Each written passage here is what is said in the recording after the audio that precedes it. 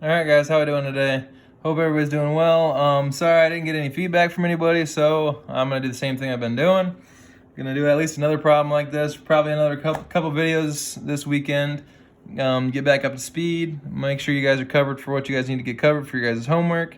So right now we're gonna go over an example of trusses again. I feel like this is a really good example for zero force members. So let's look at the problem statement up here. It says, hey, zero force members, find them, okay? So it gives us a list down here. List all zero force members. Okay? So let's go over zero force members. There's two different ways. Scenario 1, scenario 2, right? Scenario 1, we have two collinear beams, here and here, a third coming off of it. Okay? If there is no force at this pin, right, this third member is 0. Okay? We also have two members that come to a joint here. And if there are 0 forces at this pin, then both of those members are 0. Okay, so we look through here. Do we see any zero force members right off the bat? Right. So let's just start up here in the top left-hand corner. If we go to A to B, from B to D, right, two collinear beams, the third one off of it. Is there a force at B? No, there's not. So right here is a zero force member. Okay. From D to C, right? Is this two collinear beams? Well, yeah, but is there a third off of it? No, there's multiple. So we can't use that case there. But since this is a zero force member, we can cover it up like it doesn't exist, right? A zero force member means that, hey, this thing actually does nothing in the load situation that we have, right? We don't know the complicated math to see what would happen if these started to break, right? So this is just a simplification. Hey, this thing technically does nothing with our equations, okay? But once we got rid of this, now we have two beams here that come to a point at C. Are there any forces at C? No, there are not. So both of these members are 0. Okay, just like before. These drop out of our truss, right? They technically are 0. They're indeterminate members. They are not important. Okay? Now, do we have anything else? From D to E and from E to G, right? Both of those are zero force members. They connect at a point, and there are no forces at E. Okay, moving on. We have BD and DF, right? Those are two collinear beams, and there's a third off of it. Are there any forces at D? No, there are not. Okay, so right there we have found all of our zero force members. How many do we have? 1, 2, 3, 4, 5, 6. Okay, let's make sure there's 6 on this line here. So we have BC. Okay, we have CD. Okay, we have CE. We have DE. We have EG. And we have DG. Oop. Right there is a G. Okay, so we have 1, 2, 3, 4, 5, 6. 1, 2, 3, 4, 5, 6. Got them all. Perfect. All right. So now moving on, right? We have gotten rid of all of these members here. And if we wanted to redraw this, we could. Okay? But just like every other problem, how do we start this? Well, I think we should start with a free body diagram. So what is a free body diagram? A free body diagram is our object, right, which is our truss, and all the external forces onto our truss, right? So we have the 16 kips external force. What else do we have? Well, we have two support reactions. We have a pin at G, and we have a pin at A, okay? So right here, we have a GY. You might ask, well, why? Why do we have that, right? Because if we grabbed this beam, right, or this truss, and we decided to lift this, okay, can we lift it? No, we cannot, right? It's statics. We cannot lift it. Why? Because there is some force here in this y direction that will not let us translate this in the y direction. Okay, now if we do the same in the x direction, we grab this beam, we try moving it. Can we? No, we cannot. So there has to be some gx. All right? You guys should be pretty familiar with this, right? This is what we did in the last exam. Feel pretty good about it. Now we're going to do the same thing for A. Okay? A also has an AX and also has an AY. Okay? I hope we all agree. Okay, so now how do we solve this? Right? We want to find the forces in the members DF, FG, and GH. Okay, so one little thing we can do is just let's label the ones that we want to find. Okay, so DF, that's this one right here. Okay, FG, that's this one right here. Okay, and we also want GH, this one here. Okay, so what's the first thing that's going to go through our mind when we want to solve for these members? Is first, how many unknowns do we have? Well, we have 4. We have AX, AY. We have GX, GY. Can we solve for any of those forces? We got to think, how many equations do we have? We have 3 equations. Some of the forces in the X, some of the forces in the Y, and moment. Okay? We have too many unknowns for how many equations we have, but is there any tricky ways that we can solve for one of these forces? What if we took a moment about A? Okay, we could take the moment about A, and both AX and AY will not show up in that moment equation. Okay, but will GX and GY? Yes, both of those will show up. GX causes a positive moment about A, right? If we do right-hand rule, having our thumb pointing in the Z direction, and we'll be putting our hand along this perpendicular distance, which is 8 feet, right? Curling our fingers in the direction of that force, that is the GX, right? That will be a positive moment. We'll also have a positive moment from GY. Okay, put our thumb along the Z-axis at A, right? Put our hand across perpendicular distance, which is 6, 12, 18, right? Curl our fingers in the direction of that force, that is also a positive moment. Okay, so both of those will show up there as long as there's 16 kips. Can we solve for one of those variables? No, we cannot. So that's kind of a bust. Okay, can we solve any of those variables with some of the forces in the X? No, because AX and GX will show up in that equation. Can we solve them with some of the forces in the Y? No, same reason. AY, GY, right? All right, so this is where we're gonna have to get a little bit tricky, right? We're gonna have to get a little bit smart. Okay, if we look at these members here, right? Are there any knowns that are close to those members? Because when we're thinking about trusses, we can think about it in two ways: methods of joints, methods of sections. But if we think about it in methods of joints, the way that I prefer, do you see any joint that could give us information for these members? Okay. And that's where I look over here and we're like, yes, we have this 16 kips. This 16 kips can help us solve this here. Okay. This is one of the members that we need to solve for. And we think about it, all right, well, if we do just this point, what else do we get from it? Well, let's draw it. Okay. We draw that point in its own free body diagram, right? Because we know that every member within a truss is a two-force member. Okay, what does that mean to us? That means that we have a member connected by 2 pins, and there are no forces in the middle of that member. The forces only act as the pins, so we can say that the forces between A and B are equal and opposite. Those forces are constant. So when we analyze this, we can say, hey, all of these are two-force members. So when we draw our point, we can break it down and say, hey, this here is some F, H, F, right? The force in the member HF, okay? We can denote this however we want. We can say that this is FHF, this is FFH, right?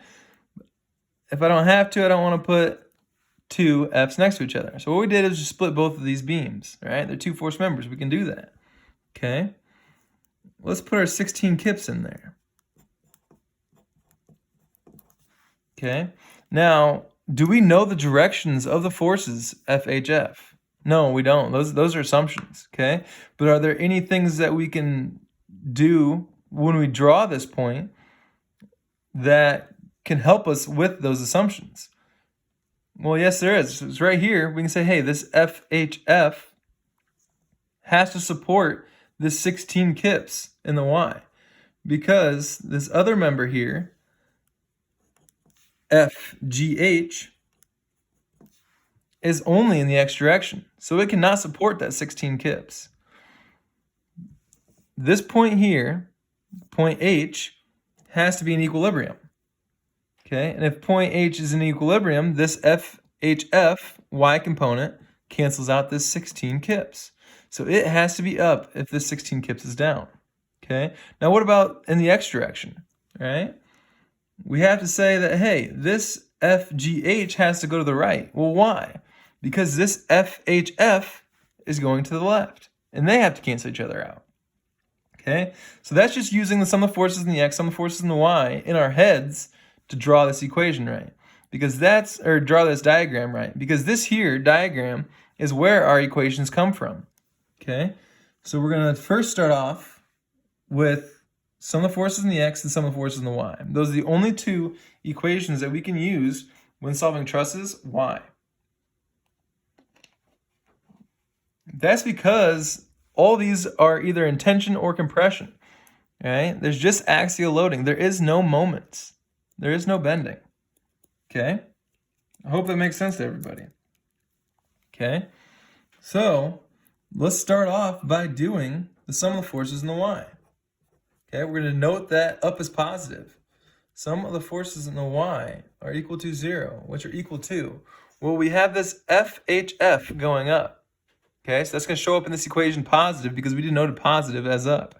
Okay, now we have this here telling us at what rate it is going up. Okay, over here we have 8 feet. Over here we have 6 feet. Okay, where have we seen this before, right? This here is just a 3, 4, 5 triangle, okay? Or a 6, 8, 10 triangle, okay? It's just an extra factor of 2, okay? So we can say that this Fy equal to 0, which is equal to, we have in the y direction, 8 divided by 10, FHF, which is positive, minus 16 kips. Okay? When we solve that out, we get 20 kips. Okay? Let's write it this way. Sorry, I didn't do that right. FHF is equal to 20 kips. Okay, now is this positive or negative, right? So if we add this over and divide the 8 over, multiply the 10 over, we get a positive 20 kips. Now what does that mean to us? It proves that this assumption up and to the left is correct. Okay, if it was negative, we'd have to change it. Okay, so if we go here, we're going to do the sum of forces in the x. First, we're going to note that the x to the right is positive. Sum of the forces in the x are equal to 0, which are equal to, we have a negative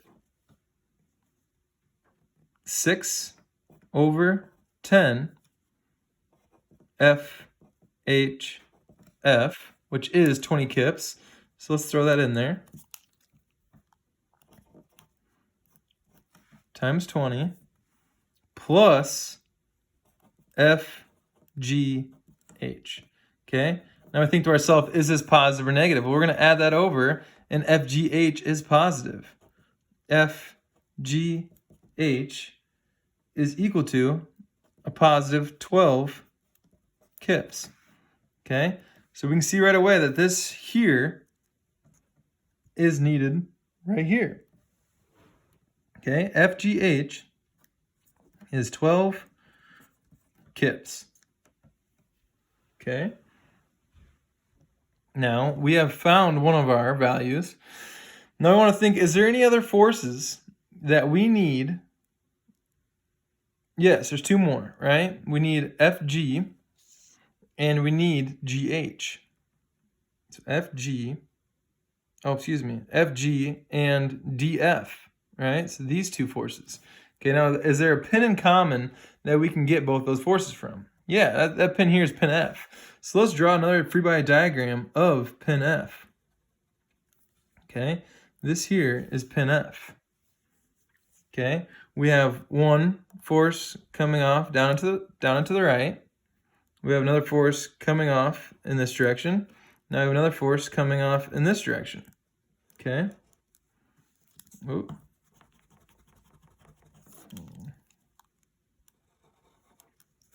Okay. Now, do we know the directions of these forces? And the answer is kind of. Okay. We know that FHF comes up and to the left. Okay. This member here is also FHF. Okay. This member here is FFG. Okay. And this member here, or this force here, is FDF. Okay. Now all of these names are arbitrary, right? But we want to use the names that they're looking for, right? Because we could say, hey, this is FHF or FFH or FFG or FGF, right? They're all arbitrary. But we want to use the same convention that they use. Okay. So we discussed that we already know the direction of this, okay? And that comes from this diagram here, okay? So if this goes up and to the left, this one here has to go down and to the right. And why is that? Because if I glue these two diagrams back together, they have to cancel out to form this, right? They have to be static, okay? Now that's super important that when we go through this here, right, we found what the value of FHF was, right? We said that it was 20 kips. We said it was positive. We said our assumption was correct. Now, what happens if this came out negative, right? If this was a negative 20 kips, what I would do is go back to my diagram, right? That's where these equations came from. I would go back to the diagram, erase my arrowhead, and draw it in the opposite direction, okay? I would then come back to my equation, right, and update that equation from the diagram, okay? Just like we did before. Okay, after I updated that there, I would solve for a positive value. Because equilibrium equations only spit out positive values as long as your assumptions are correct. They don't tell you compression, they don't tell you tension, right? All they tell you is if your assumption was correct.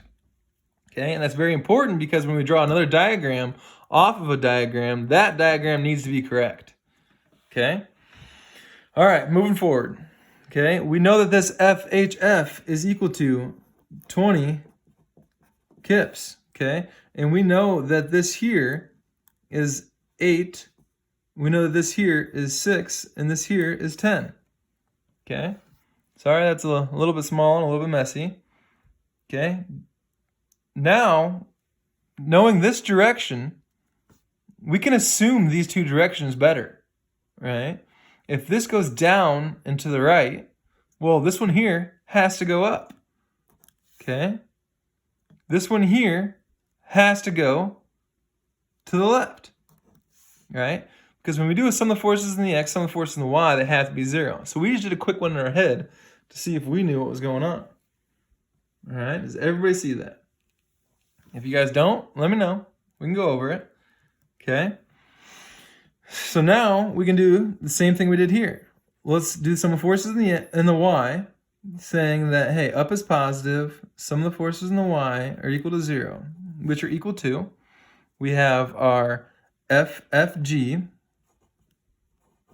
which is positive, right, minus our 8/10 times 20, okay?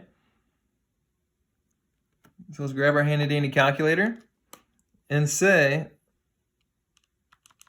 that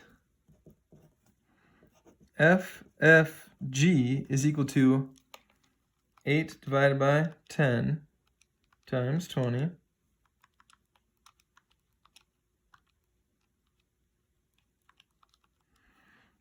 is equal to 16.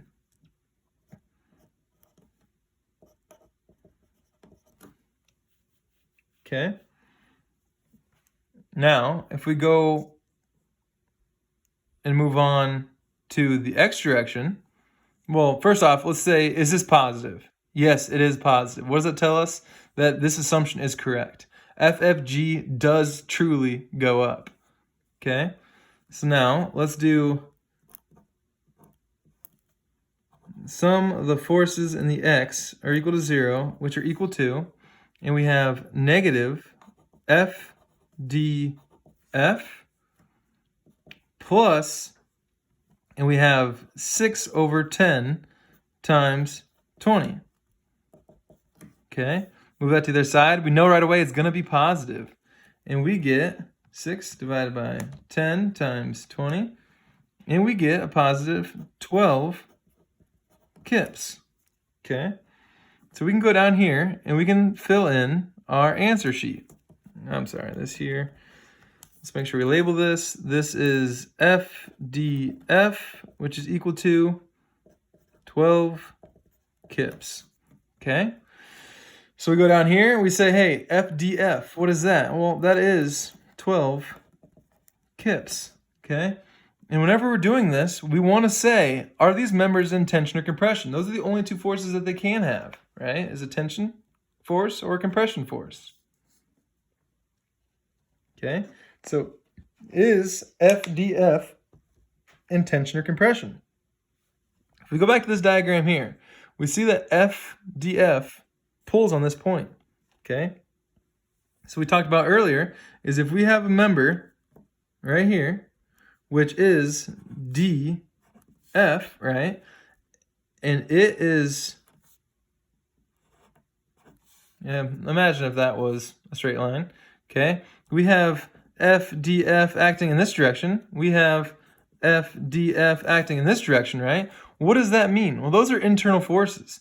So the way to think about it is if we drew a member like this, okay, and we said that those are the internal forces, okay, what would the external forces look like? Well, the external forces would be equal and opposite, right, if this was split right in half, okay? So if we're pulling on this, right, if we're pulling on this, the internal forces have to pull back, right? So that means that this member here is in tension, okay? Now, FFG, okay? FFG is pushing on that point, okay? And if we drew the other half of FFG, right? Well, it is pushing towards the outside. That means that there's some external force which is pushing those together. So FFG is 16 kips in compression, okay? What about FGH?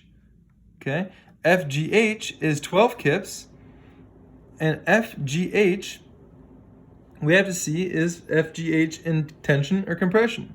So that's this diagram over here, right? And FGH is pushing on that point. Just like before, it acts the same as FFG. So that is also in compression.